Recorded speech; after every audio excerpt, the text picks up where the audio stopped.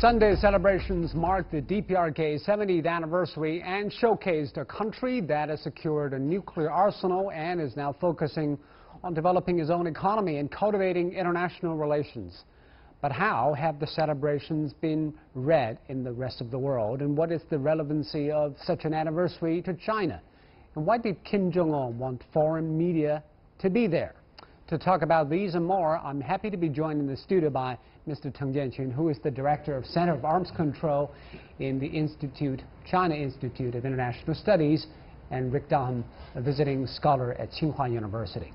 And also we'll be joined in Seoul by Yu-Jun Lim, an assistant professor at the College of International Relations in Ritsumeikan University, and Pavel Fagenhauer, a military analyst from Moscow, and also AP reporter Rafael Wilbur from Pyongyang. That's our topic. This is Dialogue. I'm Zhou Yue.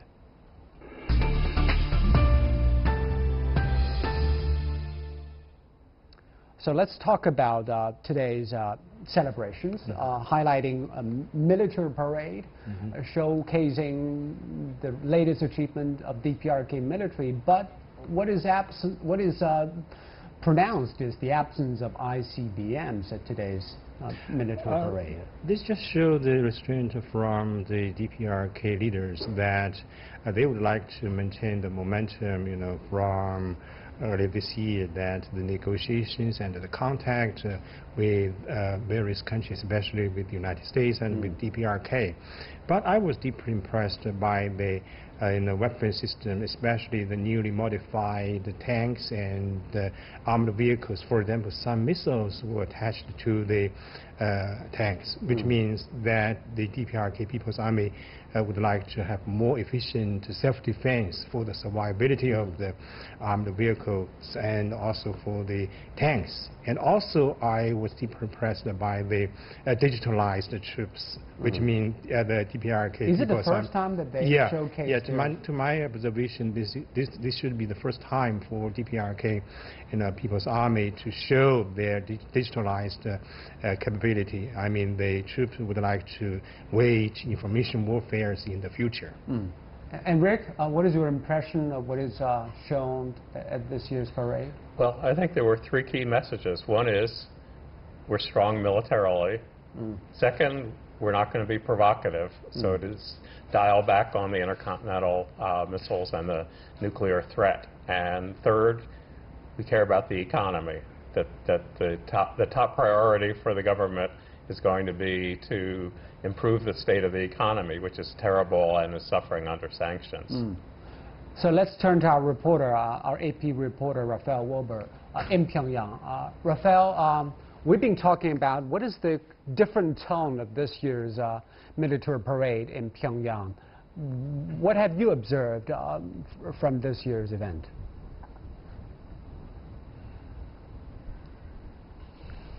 First of all, I think if we compare today's parade marking the 70th anniversary of the founding of the DPRK with the last two editions of this same anniversary going back in 5-year installments, because normally the DPRK makes a big show at each 5-year installment of these kinds of major anniversaries.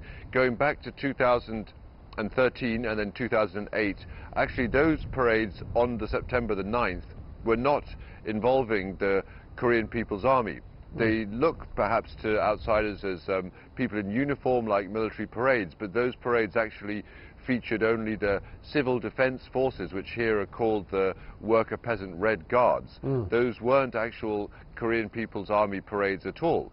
So it's interesting that this year, the DPRK has decided to include the Korean People's Army in the parade for the first time in more than 10 years on this September the 9th anniversary.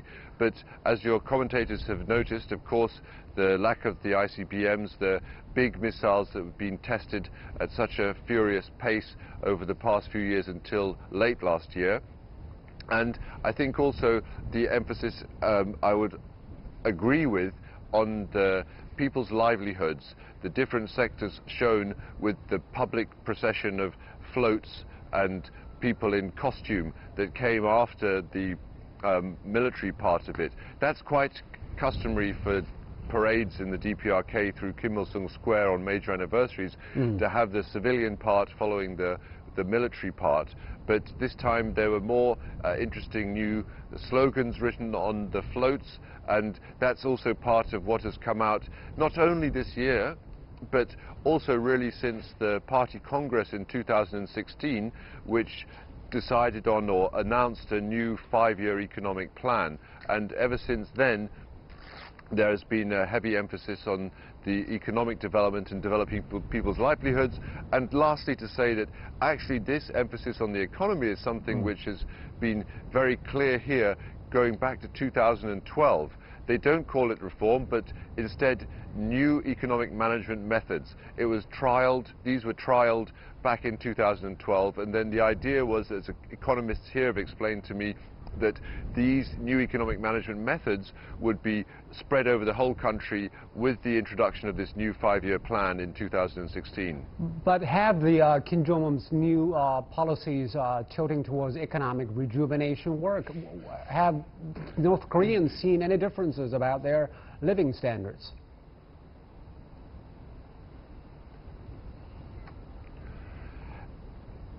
Honestly, the picture varies widely across the country, according to many different factors. The best thing to start off with is to say that, as economists here have explained to me, the new economic management methods, which started back in 2012, have some important components.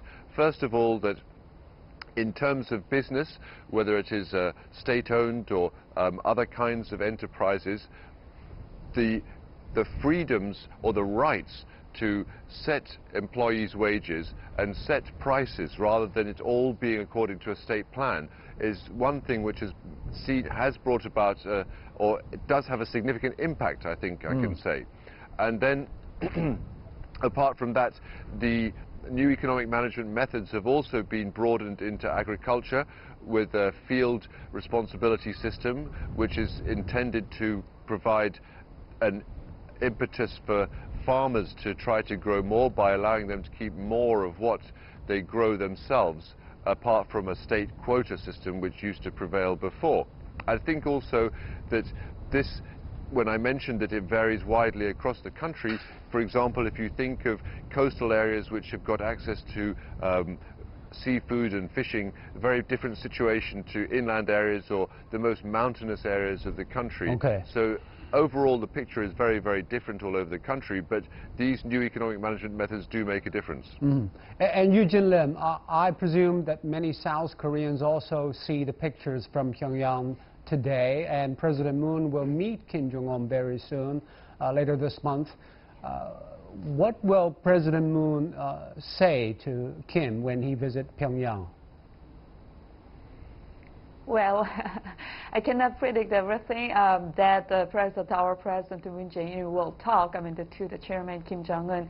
But at least I can tell you like this way, again, my observation will not be that different from the other panelists' observation too. Again, now North Korea, that does not mean that they abandoned their nuclear weapon program yet, but still they moved their focus from the so-called dual policy, again, the Pyongyang policy, to the more like economic growth and the development. But before, again, in order to accomplish that goal, they definitely need to be more free from all these international sanctions and free from all this, kind of negative responses from their neighboring countries. So I think, and I hope, my President Moon Jae-in, when he visits the Pyongyang between like 18 and 20, more than 1 week later, I hope again, and I think he's gonna highlight this part.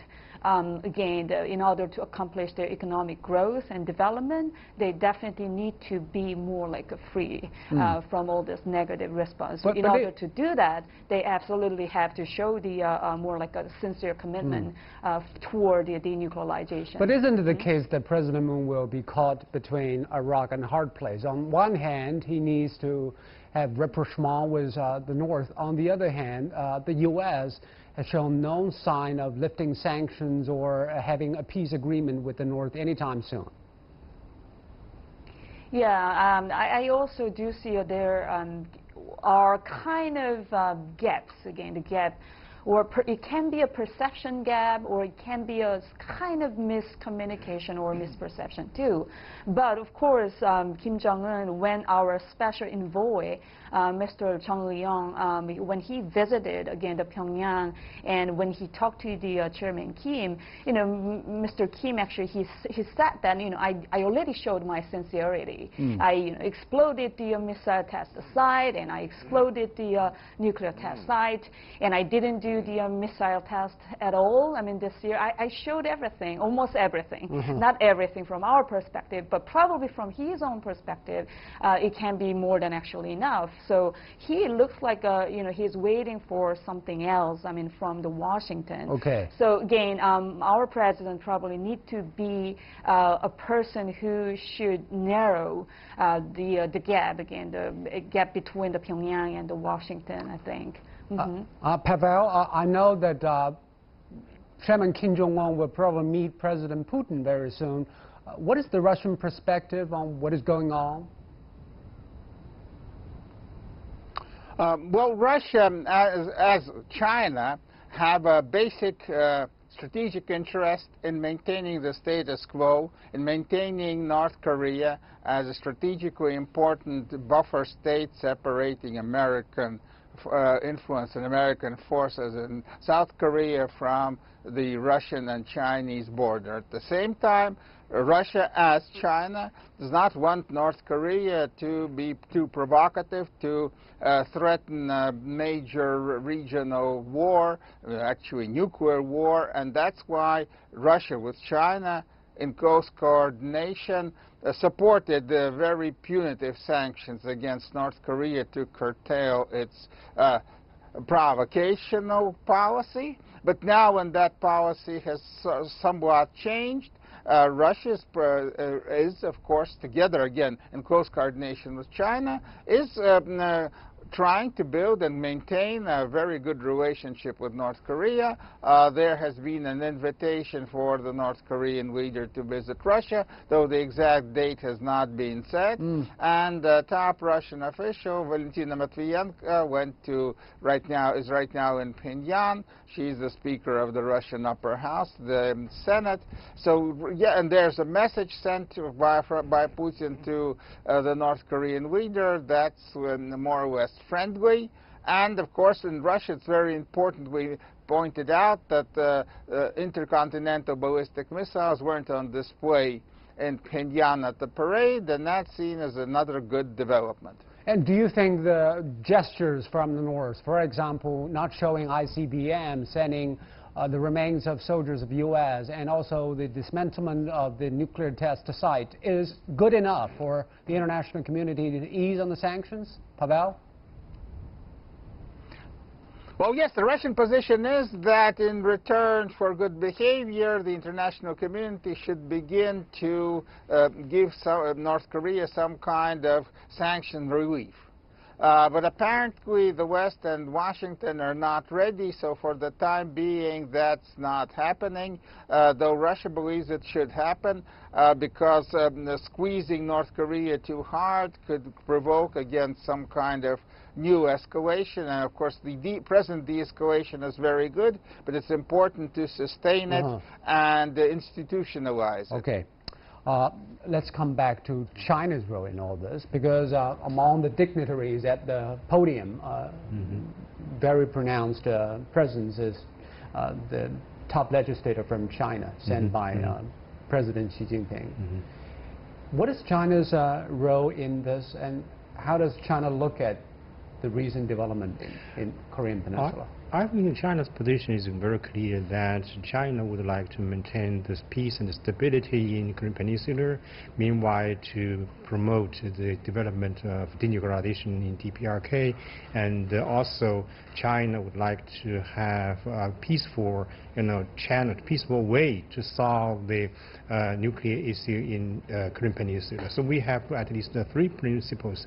This time, China, our President Xi Jinping sent Li Zhanshu, the top legislator of NPC, actually gave a very strong signal to the outside world that China would like to, engage the development in Korean Peninsula in recent days to maintain the momentum for the peace and stable development of a dialogue among the parties concerned. This is our position. I'm sure China will continue to try its best to maintain such, because this is actually a condition for our domestic development. And does China think that now the ball is in the court of the U.S.? Because obviously DPRK has done quite a lot of things as a gesture of good faith. To some extent, you're right. I think this time, I don't think Donald Trump at this moment would like to lift the sanctions against DPRK and also to sign a declaration of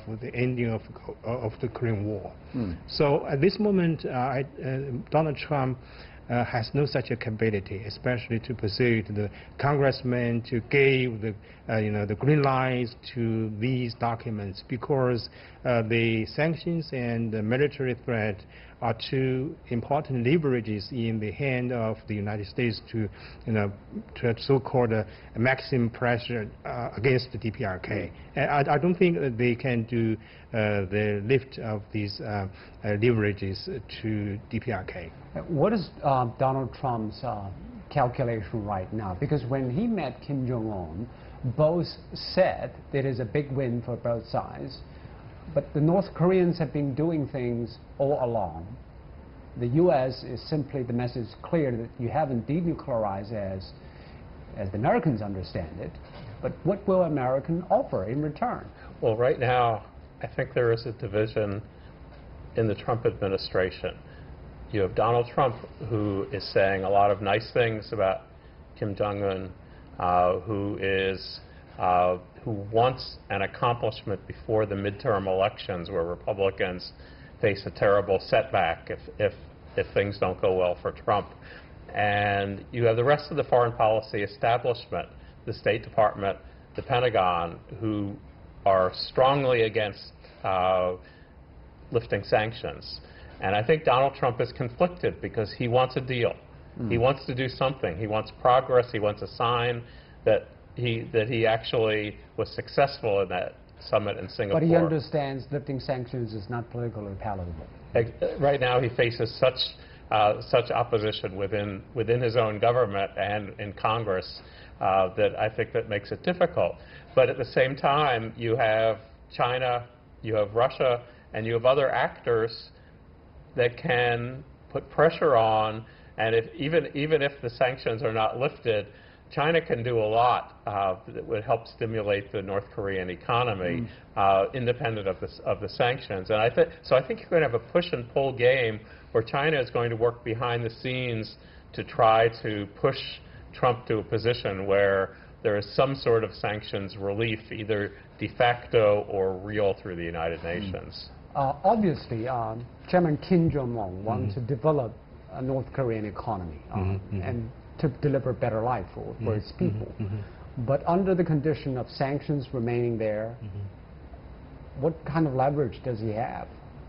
I think one most important thing is to engage all the countries concerned. For example, he visited China 3 times, and our President Xi Jinping did have a very good dialogue with him, and the relation between China and the DPRK has been on a very good condition today. But China says it will abide by the UN resolution. Yeah, sure. Of course, sanctions. China is 100% in favor of all the resolutions adopted by UN Security Council, and Kim Jong Un also actively has been engaged with the counterpart from ROK. Moon Jae-in is going to have another summit with him this month, and also Kim Jong Un would like to pay a visit to Russia. So I think this is a very important step by Kim Jong Un to give more and more exchanges with countries concerned, so they can sharply reduce the negative impact by the United States. For example, Donald Trump would like to continue the sanctions and continue the use of military threat to DPRK. But it seems that the U.S. is becoming more and more isolated because Russia, even South Korea, China, are being more sympathetic to Pyongyang because of what is going on. what will happen next? See, I agree with you on that. The United States is looking more isolated diplomatically in this. I think that China is going to have a two-pronged strategy. One is to try to bring the U.S. into this to create some sort of sanctions relief. But the second is there are ways of helping to stabilize the economy in North Korea and prevent a collapse independent of the sanctions. And so I think, China does not want an economic catastrophe on the border. So I think that you're going to see both pressure being put both under the table and straight publicly to try to persuade President Trump to go along with some sort of sanctions relief. But there also will be pressure on North Korea to give something. Donald Trump doesn't want to make it look like he surrendered. What do you think would be the possible concessions from him? Well, I think that it would be a timetable for some sort of denuclearization, and I know that's an issue that Kim Jong Un doesn't want to get to. He does not want to put on the table giving up all of the missiles, but just stopping the development of the program. But I think something that North Korea will have to present something that looks like progress on denuclearization. So you think timetable might be I think some sort of a timetable would be enough. I believe it would be enough to allow Donald Trump to claim victory and go along with sanctions relief. And Eugene Lim, economically, of course, North Korea is in a very difficult situation right now. So when President Moon meet Kim Jong Un, will he give him any overtures about lifting the sanctions or providing any kind of assistance or help to the DPRK economically? Well, it's a very difficult question. Again, politically it will be very difficult. Not only just, international politics, like a relationship between the ROK and the U.S., not only about that, domestically too. We still, of course, do have pretty hawkish conservative voices from the former ruling group, again, the conservative group. So they will be very much like, again, against that kind of idea, as long as we don't have like a kind of concrete timetable or measurements toward the further denuclearization. So I think this is my own just analysis, but it can be pretty difficult to provide something from President Moon Jae-in's side to the Chairman Kim, especially the economic things. Then what will he be able to work out with after he meet Kim Jong Un in Pyongyang? As of now, as I mentioned earlier too, as of now, I think as of September again, the 2018, before again the midterm election, or several months after the two important summits, I think as of now, it is more, I think, important for our government and our president to again get close, again, the two sides, again, the Pyongyang and Washington, and just we should work on, in order not to lose the momentum we built up. So I think that's more important thing as of now. Of course, it can be very much different several months later, who knows, but I think as of now, again, the September 2018, I think it will be more important for us. And Pavel, I know that President Putin and President Xi are having a meeting in Vladivostok about the Far East economic development. Do you think DPRK will fit into this picture anytime down the road? Oh, sure, and of course there's going to be a North Korean delegation there, though Chairman Kim is not coming there, as it was thought some time. So yes, of course, there's going to be cooperation, and there is good cooperation between Moscow and Beijing. The problem is that right now, a North Korean issue is kind of an important part, but still a rather small part in a very serious confrontation between, say, Russia and United States on other issues, and Russia is under sanctions, and there's threat of more sanctions, and United States and China are in the midst of a trade war, and there's American threats that there's going to be more punitive tariffs. And so that prevents good cooperation on the Korean issue between Washington and Beijing, Washington and Moscow. So Washington, Moscow and Beijing are good together and working together, but Washington is a kind of a thing in its own and in confrontation with both. And that's and right now, most likely everyone's happy that at present the North Korean issue is not a burning issue. And it's not that there's no real apparent immediate threat of any regional military confrontation. Yeah. And everyone's good with that. But since there are other problems around, there's also the lack of cooperation in general that could create very serious problems in the future. Okay. I know that tonight there is going to be a mass games at the Arirang show. That is a show that will show the unison of the gymnasts and the performers in Pyongyang. What kind of a message will that send to the rest of the world? To my understanding, I think DPRK would send a strong signal to the outside world that... And it's been 5 years since the show was put on. Yeah, I think Kim Jong Un would like to maintain the momentum, to engage all the parties concerned to continue the peace and the stability in Korean Peninsula. This is very important for him and also for Donald Trump, because this is to some extent gambling by President Donald Trump. For the first time, an active president met the leaders from DPRK. So this is a very different approach to solve the issue in DPRK by the United States. So I think the performance tonight by DPRK will give a strong signal to the outside world that the DPRK and Kim Jong Un would like to maintain the momentum. So all these things, Kim Jong Un meeting President Moon Jae-in, the spectacle tonight, but President Donald Trump still says, well, China is not cooperating, is doing something behind the back to work against the U.S. President Trump cannot continue to do all these things like that. Well, the problem is he can, and he is. No, I think that what we have to have is every side, and this is a multi-sided issue, has to try to figure out a way to move forward. He must deliver on his promises in any way.